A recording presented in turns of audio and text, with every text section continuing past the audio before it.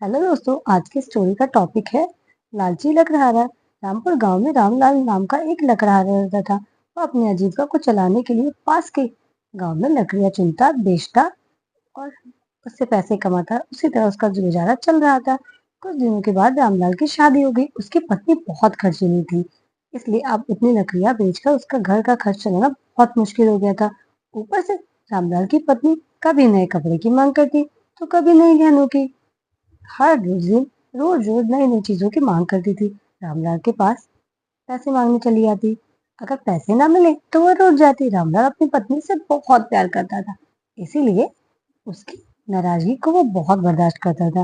रामलाल ने ठान लिया कि अब वो ज्यादा लकड़ियां इकट्ठा करेगा ताकि उसकी पत्नी को रोज रोज पैसे दे सके।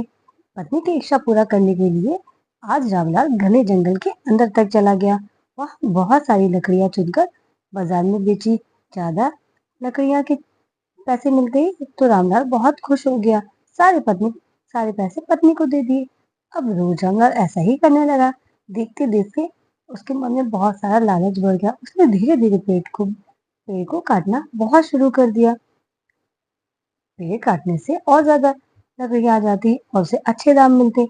लकड़हारा हर हफ्ते एक पेड़ काटता और लकड़ियां बेचकर मिलने वाले पैसों से अपनी पत्नी के शौक पूरा करता। अब ज्यादा पैसे आ रहे थे तो घर भी अच्छे से चल रहा था। धीरे धीरे रामलाल ने पैसे को जुआ में लगाना शुरू कर दिया। जुआ खेलने की ऐसी लत लगी, रामलाल एक मोटी रकम इसमें हार गया।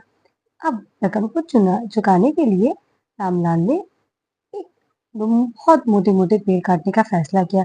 जैसे ही रामलाल ने जंगल के अंदर जाकर अपनी कुल्हाड़ी को एक बड़े से पेड़ पर चढ़ाने की कोशिश की तो उस पर पेड़ की टहनी ने हमला कर दिया।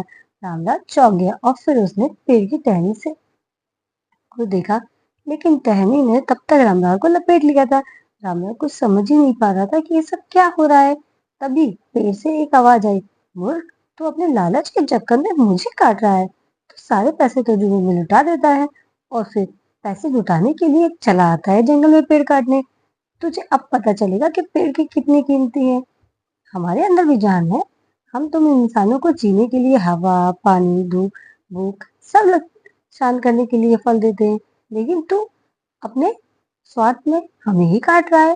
पेड़ ने कहा, आज तू रुक बेटा, यही कुल्हाड़ी अब तेरे ऊपर चलाऊंगी।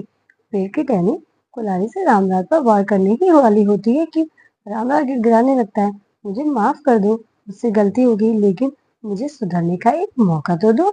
अगर आप मुझे मार दोगे तो मेरी पत्नी का क्या होगा? वो अकेले पड़ जाएगी। आज से मैं किसी पेड़ को नहीं काटूंगा, ये मैं पढ़ लेता हूँ। यह सब सुनकर पेड़ को रामलाल के ऊपर दया आ गई। उसने रामलाल को छोड़ दिया। छूटते ही रामलाल भागकर अपने घर गया और पैसे के लालच में न आने का संकल्प लिया। इस कहानी से हमें यह सीख मिलती है, लालच में आकर पर्यावरण के साथ खिलवाड़ नहीं करना चाहिए। हमें ऑक्सीजन पेड़ से ही तो मिलता है।